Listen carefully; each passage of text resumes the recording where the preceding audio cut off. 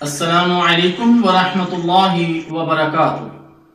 الحمدللہ رب العالمین والصلاة والسلام علی اشرف الانبیاء والمرسلین نبینا محمد وعلی آلہ واصحابہ اجمعین۔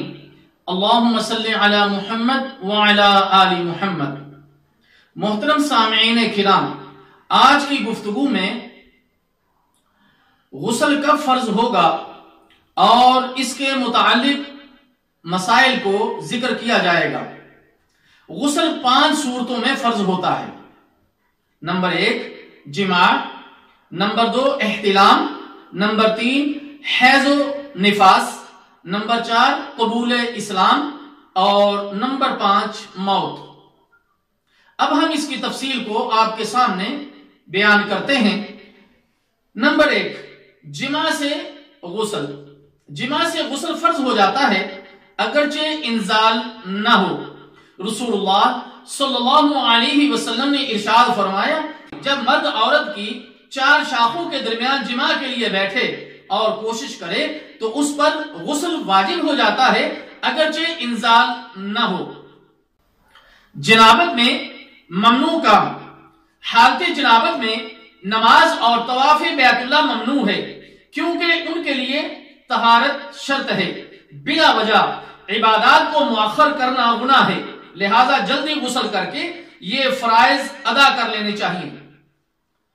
دوبارہ جماع کے لیے غسل اور وضو۔ دوبارہ جماع کے لیے غسل کر لیا جائے تو زیادہ بہتر ہے۔ سیدنا ابو رافع رضی اللہ تعالی عنہ فرماتے ہیں کہ نبی مکرم صلی اللہ علیہ وسلم ایک رات اپنی تمام عورتوں کے پاس گئے اور ہر ایک کے پاس غسل کیا۔ آپ صلی اللہ علیہ وسلم سے پوچھا گیا، اے اللہ کے رسول صلی اللہ علیہ وسلم، کیا ایک ہی غسل کافی نہیں؟ تو پیارے نبی صلی اللہ علیہ وسلم نے ارشاد فرمایا، یہ طریقہ زیادہ پاک، زیادہ اچھا اور زیادہ طہارت والا ہے، یعنی ایک مرتبہ جماع کے بعد دوسری مرتبہ اگر جماع کرنا ہو تو غسل کر لیا جائے۔ سنن ابن ماجہ، سنن ابی داؤد۔ دوبارہ جماع کرنا ہو تو وضو کر لینا بھی کافی ہے۔ پیارے نبی صلی اللہ علیہ وسلم نے ارشاد فرمایا، اذا اتی احدکم اہلہ ثم اراد ان یعود فلیتوضا۔ صحیح مسلم۔ جب کوئی شخص اپنی بیوی سے جماع کرے پھر دوبارہ جماع کرنا چاہے تو اسے وضو کر لینا چاہیے۔ نمبر 2 احتلام سے غسل۔ احتلام یہ ہے کہ سوتے یا جاگتے میں شہوت سے جوش کے ساتھ منی کا خارج ہونا۔ احتلام مردوں کو عام طور پر اور عورتوں کو بہت ہی کم، شاذ و نادر ہی ہوتا ہے۔ کپڑے پر احتلام کے نشان ہوں تو غسل کرنا چاہیے اگرچہ احتلام یاد نہ ہو۔ نیند میں احتلام محسوس ہوا لیکن کپڑے پر منی کے نشانات نہیں تو غسل فرض نہیں ہوا۔ بی بی سیدہ عائشہ الصدیقہ رضی اللہ تعالی عنہ فرماتی ہیں کہ نبی مکرم صلی اللہ علیہ وسلم سے اس شخص کے بارے پوچھا گیا جو کپڑوں پر تری دیکھے جبکہ اسے احتلام یاد نہ ہو، تو رسول اللہ صلی اللہ علیہ وسلم نے فرمایا اس کو غسل کرنا چاہیے۔ پھر ایک اور آدمی کے بارے میں پوچھا گیا جسے نیند میں احتلام محسوس ہوا لیکن کپڑوں پر تری نہیں دیکھی گئی، تو پیارے نبی صلی اللہ علیہ وسلم نے ارشاد فرمایا کہ اس پر غسل نہیں۔ اس غسل کے احکام بھی جماع سے غسل والے احکام کی طرح ہے۔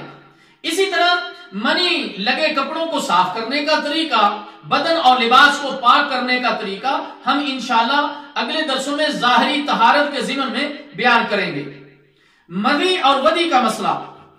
مدی وہ لیسدار پانی جو شہوت کے بعد عضو مخصوص سے نکلتا ہے، اور ودی وہ گاڑھا سفید پانی جو پیشاب سے پہلے یا بعد میں خارج ہوتا ہے، اور یہ بیماری ہے، اس کا علاج کرنا ضروری ہے۔ ہمارے ہاں اسے قطرے نکلنے کا نام دیا جاتا ہے۔ مدی اور ودی نکلنے سے استنجا اور وضو کرنا چاہیے، ان سے غسل فرض نہیں ہوتا۔ صحیح بخاری۔ اسی طرح عورتوں کو ایک بیماری ہے جس کا نام ہے لیکوریا، یہ عورتوں کا ایک مخصوص مرض ہے، اس کا بھی یہی حکم ہے جو مدی اور ودی کا ہے، یعنی وہ استنجا کرے اور اس کے بعد وضو کر لے۔ نمبر 3، حیض و نفاس سے غسل کرنا۔ حیض وہ سیاہی مائل خون ہے جو بالغ عورتوں کو ہر ماہ آتا ہے، عام طور پر اس کی مدت 3 سے 7 دن تک ہوتی ہے، اور نفاس وہ خون ہے جو بچے کی پیدائش پر جاری ہوتا ہے، عموماً اس کی مدت تقریباً 40 دن ہے، لیکن بعض اوقات پہلے بھی ختم ہو جاتا ہے۔ سنن ابی داؤد۔ حیض اور نفاس سے غسل فرض ہو جاتا ہے، غسل خون بند ہونے پر کیا جاتا ہے۔ رسول اللہ صلی اللہ علیہ وسلم نے ارشاد فرمایا، جب حیض شروع ہو جائے تو نماز چھوڑ دے، اور جب ختم ہو جائے تو غسل کر اور نماز پڑھ۔ خون کی بو دور کرنے کے لیے خوشبو استعمال کرنی چاہیے۔ رسول اللہ صلی اللہ علیہ وسلم نے ارشاد فرمایا، خذی فرصتاً ممسکتاً وتوضعی ثلاثا، صحیح بخاری۔ ایسا کپڑا جسے خوشبو لگی ہو وہ لے اور اس کے ساتھ 3 مرتبہ طہارت حاصل کر۔ حیض اور نفاس میں ممنوع کام۔ حیض اور نفاس والی عورت 4 کاموں سے اپنے آپ کو دور رکھے گی جب تک کہ وہ غسل نہ کر لے۔ نمبر 1 نماز، نمبر 2 روزہ، نمبر 3 جماع، اور نمبر 4 بیت اللہ کا طواف۔ حیض اور نفاس والی عورت باقی تمام کام کر سکتی ہے۔ رسول اللہ صلی اللہ علیہ وسلم نے ارشاد فرمایا، ان المؤمن لا ينجس، صحیح بخاری، کہ بلا شبہ مومن کسی حالت میں بھی نجس نہیں ہوتا۔ نماز، روزہ اور طواف کے دوران میں حیض یا نفاس شروع ہو جائے تو وہ عبادت خود بخود ختم ہو جاتی ہے۔ جب تک کہ پاک نہ ہو اس وقت تک وہ عبادت اگلی شروع نہیں کرے گی۔ اسی طرح میرے محترم دوستو اور قابل صد احترام مستورات، حیض و نفاس میں چھوڑی گئی عبادات کی قضا، فرض روزہ اور فرض طواف کی قضا دی جائے گی، فرض نماز کی نہیں۔ رسول اللہ صلی اللہ علیہ وسلم نے بی بی سیدہ عائشہ صدیقہ رضی اللہ تعالی عنہا سے فرمایا کہ تو طواف نہ کر حتیٰ کہ پاک ہو جائے، اور بی بی سیدہ عائشہ صدیقہ رضی اللہ تعالی عنہا فرماتی ہیں کہ ہمیں حیض آتا تو ہمیں روزے کی قضا کا حکم دیا جاتا، لیکن نماز کی قضا کا حکم نہیں دیا جاتا تھا۔ حیض و نفاس شروع ہونے سے پہلے جو نماز فرض ہو چکی تھی، یعنی جس نماز کا وقت ہو چکا تھا لیکن اس نے سستی کی بنا پر ابھی تک ادا نہیں کی تھی، تو اس نماز کی قضا حیض و نفاس کے بعد دینا ضروری ہوگی، کیونکہ وہ نماز اس پر پہلے فرض ہو چکی تھی۔ حیض یا نفاس کا خون وقت سے پہلے ختم ہو جائے تو تمام پابندیاں ختم ہو جاتی ہیں، اور اس کو چاہیے کہ غسل کرنے کے بعد نماز اور روزہ جو فرض ہے اس پر اس کو وہ ادا کرے۔